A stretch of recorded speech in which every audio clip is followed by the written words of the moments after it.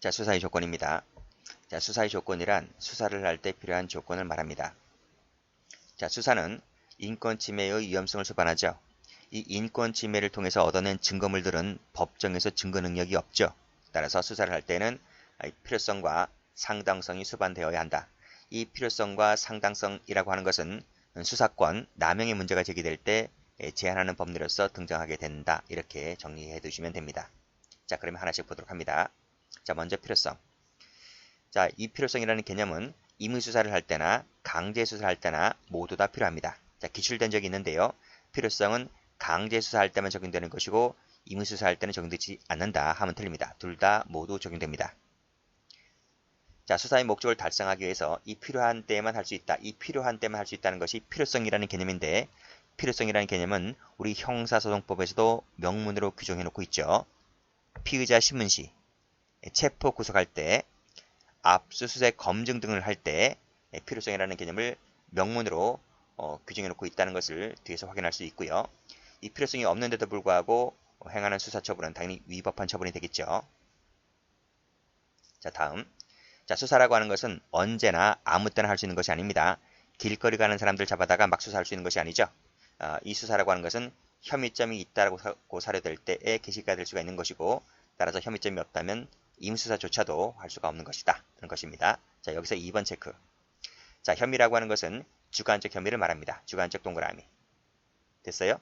자, 이 주관적 혐의와 관련된 것이 자, 쭉 내려오시면 각주 6번인데 6번 체크하시고 여기서 객관적 혐의라고 하는 말이 나오거든요. 이 객관적 혐의는 뭘까? 그것은 증거 밑줄자. 이 증거에 의해서 뒷받침되는 혐의를 말합니다. 그러면 이 증거에 의해서 뒷받침되는 혐의는 언제 필요하냐? 체포 구속할 때입니다. 밑줄자. 그래서 체포 구속할 때 필요한 혐의는 객관적 혐의인 것이고 수사를 할 때 필요한 것은 주관적 혐의를 말합니다. 자, 그 점에서 차이가 있고요. 자, 이 주관적 혐의라고 해서 단순 추측과 같은 추상적 혐의를 말하는 것이 아닙니다. 그것은 구체적 사실에 근거를 둔 구체적 혐의를 말합니다. 자, 혐의 밑줄 그시고 이 혐의는 뭐다? 구체적 혐의를 말합니다. 자, 기출된 적이 있는데요. 자, 추상적 혐의라고 하면 틀려요. 추상적 밑줄 그시고 X. 자, 색깔 칠합니다. 주관적 색깔 칠하시고 구체적 색깔 칠하시고. 자, 다음. 자, 이 수사 조건과 구별되는 것이 소송 조건인데 이 소송 조건과 수사 조건이 구별되긴 하지만 완전히 분리 독립된 것이 아닙니다. 왜냐하면 이 수사를 왜 합니까? 수사라고 하는 것은 공소 제기하고 그 다음 법정에서 유죄 판결을 얻어내려고 수사하는 것 아니겠습니까? 따라서 수사라고 하는 것은 이 공소 제기 전 단계이긴 하지만 이 공소 제기 가능성이 있음을 전제로 해서 수사를 하는 것인데 따라서 공소 제기 가능성조차도 없는 것이라면 당연히 수사할 필요성도 없는 것이죠. 그렇죠? 따라서 이 공소제기 가능성과 관련해서 제기되는 문제가 이 친고죄입니다. 친고죄. 이 친고죄라고 하는 것은 다음 시간에 배우겠지만 자, 고소가 있으면 검사가 공소제기를 할 수 있는 범죄를 말합니다. 그 어떤 죄인지는 대표적인 것이 사자 명예훼손죄, 모욕죄 등으로 거론되고 있는 것인데요. 자, 고소가 있으면 공소제기할 수 있고 고소가 없으면 공소제기가 안 돼요. 그것이 친고죄입니다. 그러면 고소가 없으면 공소제기가 안 되는데 그럼 수사는 어떻게 될 것이냐? 이 문제죠. 올라갑니다. 친고죄에서 이 고소라고 하는 것은 소송 조건이다. 고소가 없다면 검사 공소제기가 안 됩니다. 문제는 이 친고죄에서 고소가 없어요. 없는데 그럼 수사는 어떻게 될 것이냐?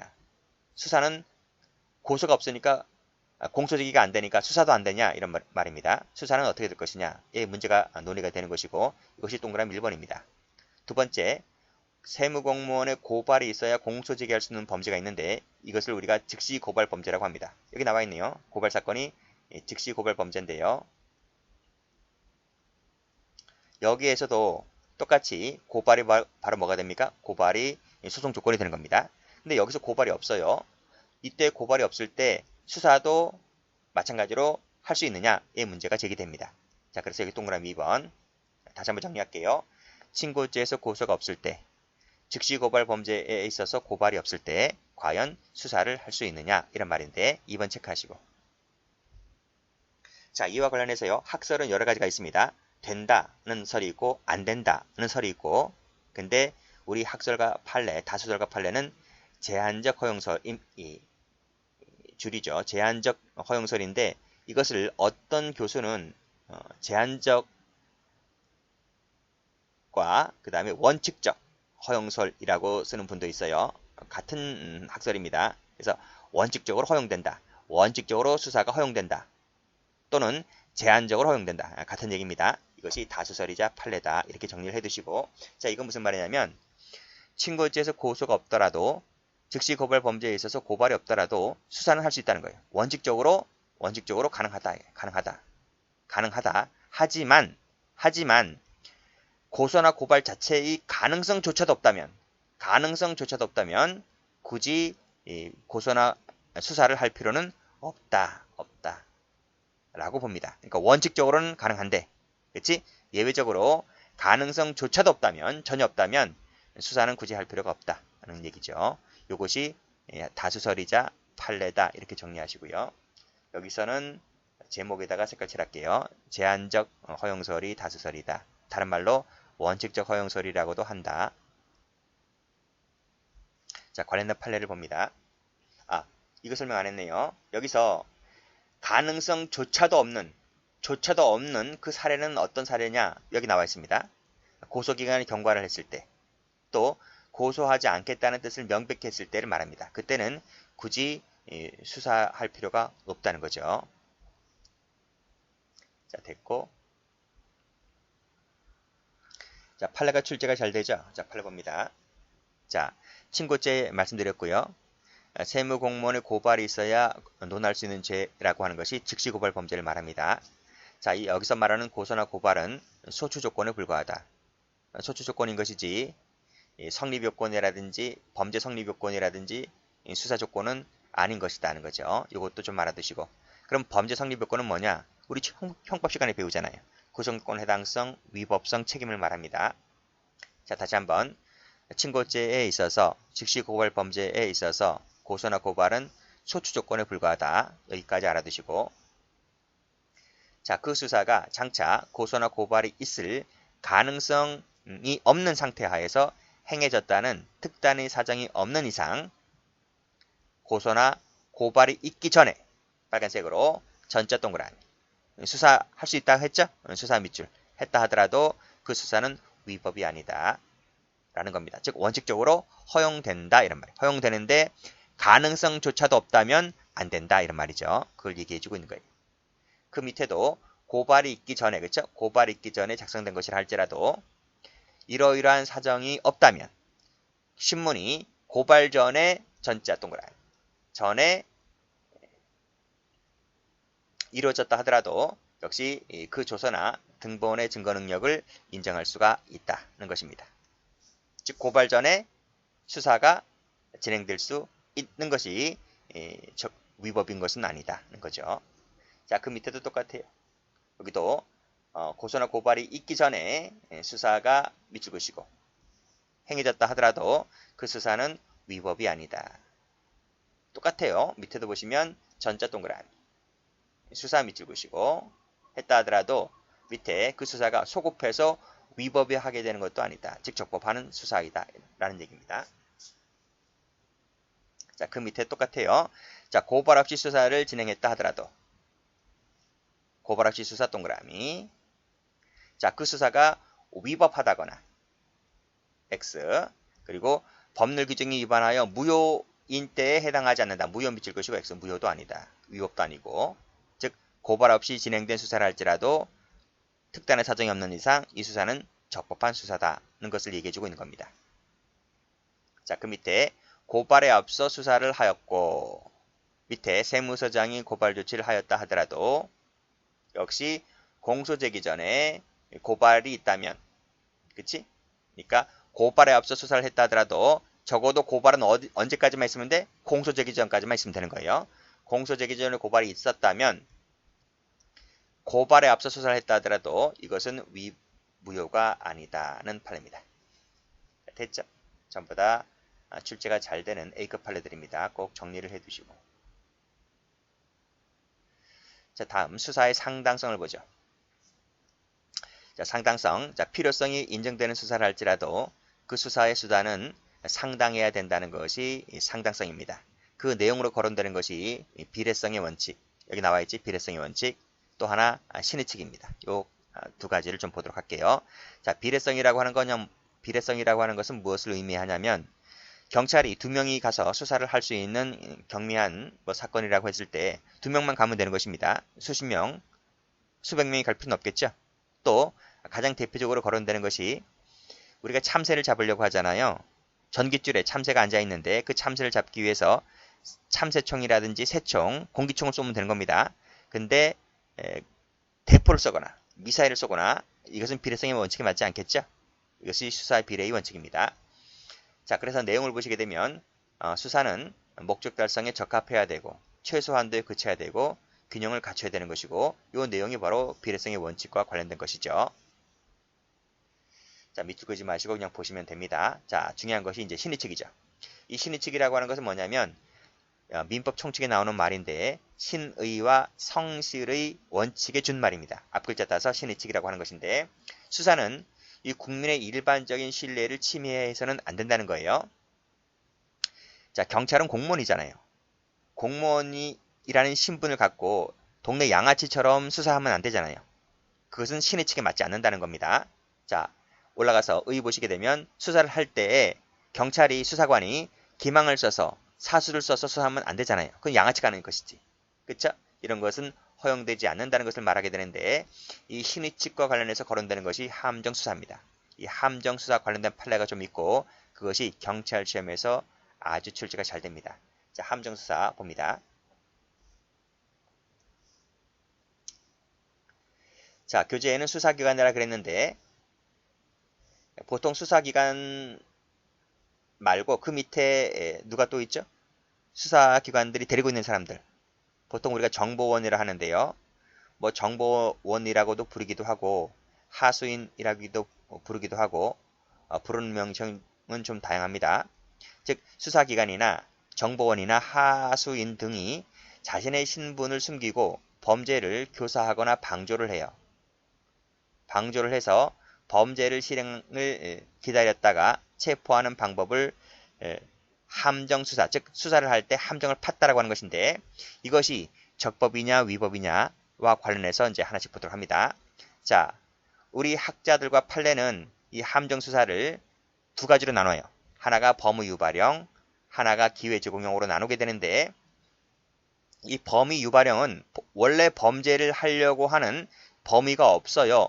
없는데 이 수사기관이 양아치처럼 범죄를 꼬드깁니다. 그래서 그 상대방에게 범의를 유발시키죠. 즉 범의가 없는 사람에게 꼬드겨서 범의를 유발케 만들어서 범죄를 하게 하는 것, 이런 것은 동네 양아치나 하는 것이기 때문에 이런 것은 우리 판례가 위법이라고 봐요. 위법. 그래서 범의 없는 자에게 범죄 의사를 유발시켜서 하는 수사기법은 신의칙에 맞지 않기 때문에 위법으로 보는 것이 판례다. 자, 밑에 판례 보시게 되면 함정수사 나와 있죠. 범죄 혐의를 갖지 않는 자인데 범죄를 만들어요. 범죄를 유발케 하여서 만든 것을 함정수사를 한다. 이것은 위법이라는 겁니다. 위법. 끊고 여기도 마찬가지죠. 본래 범의를 갖지 아니한 자에 대하여, 자, 빨간색으로 아니한 동그라미, 역시 범의를 유발케 하여 만드는 수사기법은 위법이다 할 것이다 라고 해서 범의 유발형은 위법한 함정수사임을 확인해주고 있죠. 자, 다시 올라가서 자, 기회제공형이라고 하는 것이 있는데요.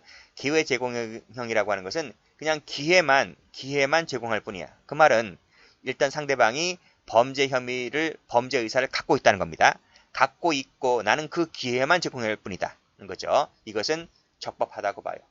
적법하다. 즉 이미 상대방은 범죄 의사가 있는 자이기 때문에 나는 그 기회만 제공할 뿐이다. 이런 것은 수사의 상당성을 충족하다고 보고 있기 때문에 우리 판례는 이것을 적법하다고 본다는 것입니다. 그걸 보여드립니다. 자, 밑으로 내려오시면 범죄 혐의를 가진 자, 그렇죠? 가진 자 세모 치시고 가진 자에게 기회만 주는 것은 위법한 함정수사가 아니다. 이건 함정수사라고 자체라고 부르질 않아요. 우리 판례가. 위법이다 적법이다를 떠나서 함정수사라고 자체를 부르지 않는다고요. 쭉 내려오시면 9번 체크하시고 판례는 이 기회 제공령은 수사의 기법에 불과하기 때문에 판례가 보는 관점에서는 범의 유발형만 함정 수사라고 봐요. 그리고 이것 자체가 위법이라고 본다.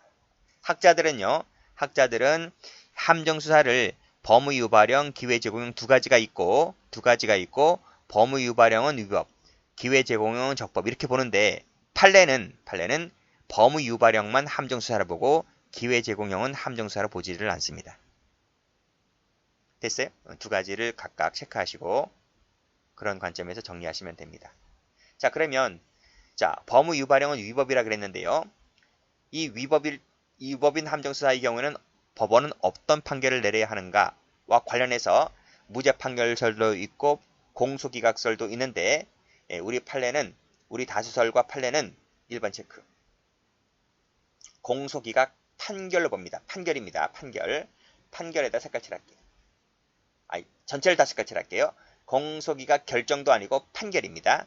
그리고 구별하기 위해서 CF 무죄 판결 하면 틀려요. 무죄 판결 설도 있습니다. 설도 있는데 우리 학설과 판례는 주류가 공소기각 판결이다 하는 거예요. 왜 공소기각 판결일까? 이 함정 수사에 기한 이 공소 제기는 이 적법 절차에 위배되는 수사에 기초한 것이잖아요. 그렇기 때문에 따라서 공소 제기 절차가 법률 규정에 위반되어 무효인 때에 해당하기 때문에 형소법 327조 2호를 적용해서 공소기각 판결 때리고 있는 것이 우리 판례다. 이렇게 정리해 두시면 됩니다. 자, 또 이 위법한 함정 수사에 기해서 얻어진 증거는 당연히 증거 능력이 상실되는 것은 당연한 것이죠. 자, 하나씩 다시 한번 판례 봅니다. 쭉, 이거 안 봤네요. 자, 범위를 갖지 아니한 자는 위법인 것이고 증거 능력이 없다라고 말씀드렸습니다. 그런데 자, 여기서 끊어보세요. 끊었어요?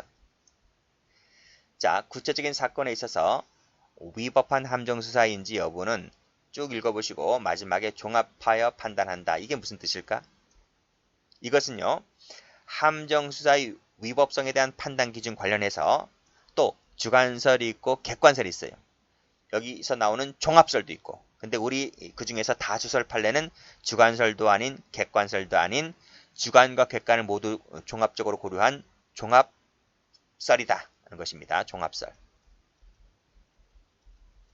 다시 한번 위법한 함정 수사에 대한 판단 기준으로서 거론되는 것이 종합설, 즉 범죄의 종류와 성질, 지위와 역할, 경위, 반응, 처벌 전력, 위법성 등을 종합 판단한다. 이 지문도 한번 나온 적이 있기 때문에 이 지문도 같이 좀 봐두시고요.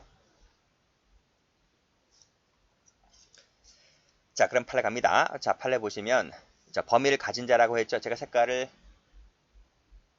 파란색을 했네요. 파란색. 범위를 가진 자에 대해서 범행 기회를 제공하는 것은 허용된다 그랬습니다. 그것은 적법한 수사다.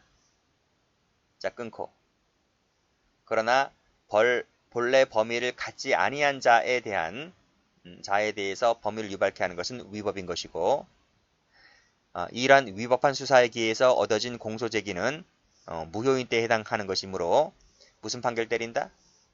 공소기각 판결 때린다. 빨간색으로 공소기각 판결 다시 한번 밑줄 그시고 여기 색깔 출제 무지 잘 돼요. 자, 그러면 위법이라고 보면 판례 봅니다. 자, 빨간 펜 드시고 자, 수사기관과 직접 관련성이 있는 유인자죠. 이게 누굽니까? 아까 얘기했잖아. 직접 관련성이 있는 자. 이 정보원이라고. 정보원. 자, 이 자가 개인적인 피유인자와 개인적인 친물 관계를 이용하여 과도하게 수사에 개입함으로써 피유인자로 하여금 범위를 일으키게 하잖아요. 이건 동네 양아치가 하는 짓이라니까요. 그치? 그래서 이것은 위법한 함정 수사다는 것입니다. 관련성이 있다 동그라미. 과도하게 개입한다 밑줄 그시고. 자, 다음. 경찰관이 영업 실적을 올리기 위해서 손님으로 가장합니다. 가장 동그라미. 이게 뭐야? 동네 양아치가 하는 짓이란 말이에요. 이러한 것은 위법이다. 됐습니다. 자, 그 밑에도 원래 무슨 생각이 없었었는데 이 검찰 수사관들이 이른바 함정 수사를 위한 작업을 합니다. 그래서 혐의를 일으키게 되죠. 이것도 뭐야? 이것도 동네 양아치가 하는 수법이다 하는 거예요. 뭐 양아치라는 말을 쓰긴 썼는데 제가 그냥 기억에 남게 하기 위해서 양아치라는 말을 썼지 제가 뭐 수사관들을 비하할 생각은 없습니다. 뭐 이렇게 하는 것이 경우에 따라서는 허용될 수도 있잖아요. 그렇죠? 범인 잡는 것이 능사라고도 볼 수가 있기 때문에 어쨌든 제가 뭐 양아치라고 하는 표현은 위법이라는 거 하는 것을 강조하기 위해서 쓰는 용어다. 썼다. 이렇게 이해해 두시면 되고요. 자, 그 밑에 보시면 여기도 마찬가지죠. 경찰관들의 지속적인 요구에 의해서 지속적인 요구가 있었다는 거죠. 원래는 난 그런 생각이 없었는데 그 지속적인 요구 때문에 내가 어쩔 수 없이 현금으로 환전해 주었다고 하는 것은 범위를 유발시킨 거죠. 이런 것은 위법한 함정수사다라고 봤습니다. 자, 그럼 색깔 칠할게요. 되는 것이니까 관련성이 있는 사람이죠. 과도하게 개입했다 말고 관련성이 있다. 그리고 가장했다. 작업에 의해서 이루어진 것이다. 그리고 수사관들의 지속적인 요구에 따라서 내가 어쩔 수 없이 했다. 이런 것은 조금 유치하지? 유치하고 양아치 않는 짓이기 때문에 위법한 수사다. 이렇게 정리해 두시고요. 반면에 자, 이제 파란 펜 드시고. 자, 여기서는 유인자가 수사기관과 직접적인 관련성을 맺지 아니한 자지. 관련성을 맺지 아니한 자입니다. 그러니까 이것은 정보원이 아니라는 거지. 이 사람이. 그쵸? 자, 또 사술이나 계략을 쓰지 않았다는 거예요. 여기 나오지? 쓰지 않았다라고 했기 때문에 이것은 위법한 함정수사가 아니다. 동네 양아치가 한 짓이 아니다. 이런 얘기입니다. 여기도 범위를 가진 자죠. 내가 범위를 불러일으킨 게 아니지? 여기도 꺽쇠 2번입니다. 꺽쇠 2번도 출제 잘 돼요. 부축배기 절도범을 단속하기 위하여 그랬습니다. 이거 세무치시고. 그러니까 이 절도범은 원래 범위를 가진 자입니다. 절도를 하겠다는 범위를 가진 자예요. 경찰이 잠복 근무하고 있죠. 근처에서 감시하고 있다가 상황을 보는 거죠. 진짜 그놈이 나타났습니다. 나타나서 누군가를 부축하는 척 하다가 지갑을 뒤지면서 지갑을 갖고 도망치는 거예요. 그랬을 때 근처에서 잠복 근무를 하고 있던 경찰관이 체포해서 기소했다라고 했을 때 이것은 위법한 함정수사가 아닌 것이죠. 자, 다음. 자, 석방을 위한 체포된 동거남의 석방을 쌓기 위한 공적을 쌓기 위하여 그러면 이 공적이란 말 때문에 그럼 이거와 유사하지 않느냐? 여기 실적을 올리기 위해서 이 도로우미를 불러낸 것과 유사하지 않느냐라고 하는 건데 유사한 면도 있습니다. 있는데 뭐 공적이라고 하기보다는 그 밑에 보시게 되면 이것은 공적을 쌓기 위한 목적도 있는 것이지만 수사기관과 직접적인 관련성이 없어요. 그래서 위법한 함정수사라고 보지 않았다는 것입니다. 그러니까 공적을 쌓다, 실적을 쌓다 이런 것도 뭐 참고적인 부분도 되겠지만 양아치 수법을 썼느냐, 양아치 수법을 쓰지 않았느냐, 또 경찰관과 직접적인 관련성을 맺지 않았느냐 이것이 더 중요하기 때문에 그런 점을 중점으로 해서 공부해 두시면 됩니다. 여기도 마찬가지죠. 추가 범행을 지켜보고 있다가 이것도 범위 유발행위 아니죠? 이미 범행을 저질렀다 했잖아요. 범행을 저질렀다 했기 때문에 이것도 범위 유발행위 아니다 볼 수 있겠고. 자, 6번 판례는 체크 한번 해보세요. 이것은 형법 시간에도 많이 나오는 판례입니다. 자, 이것은 피고인들의 뇌물수수라 그랬는데 피고인들의 뇌물수수를 이렇게 밑줄 그시고요. 하나로 밑줄 그시고 이 뇌물수수에다 세무쳐보세요.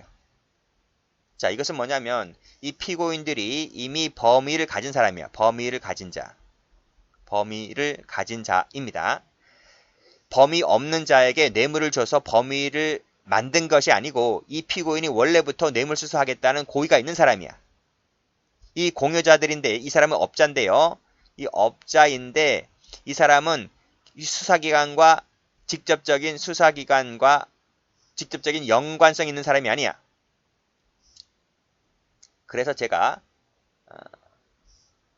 이 부분을 업자, 건설업자, 그리고 이 사람은 정보원이 아니야. 정보원이 아니다. 그쵸? 공사 하나 더 따내려고 군수나 구청장, 시장 이런 사람을 만나서 뇌물을 갖다 바친 거야. 근데 이 군수나 시장 이런 사람은 원래 업자가 돈을 주면 나는 받겠다라는 속셈이 있는 거야. 그쵸? 그래서 결국 이 사람은 돈을 받았고 이것은 범의 유발형이 아니죠. 범의 유발형 함정수사가 아니다. 범의 유발시킨 것이 아닙니다.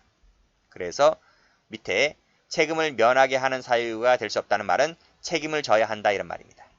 비록 이 뇌물 받은 것이 뇌물 공여자들 즉 업자들의 뇌물을 주었다는 교사 측면도 없지 않아 있지만 피고인 자체가 뇌물을 받겠다라고 하는 범위를 이미 가진 자이기 때문에 위법한 함정수사가 아니라서 책임을 져야 한다. 무슨 죄로? 뇌물수수죄로. 그런 얘기죠. 이 판례는 형소법에서도 잘 나오지만 형법에도 무지 잘 나오는 판례입니다.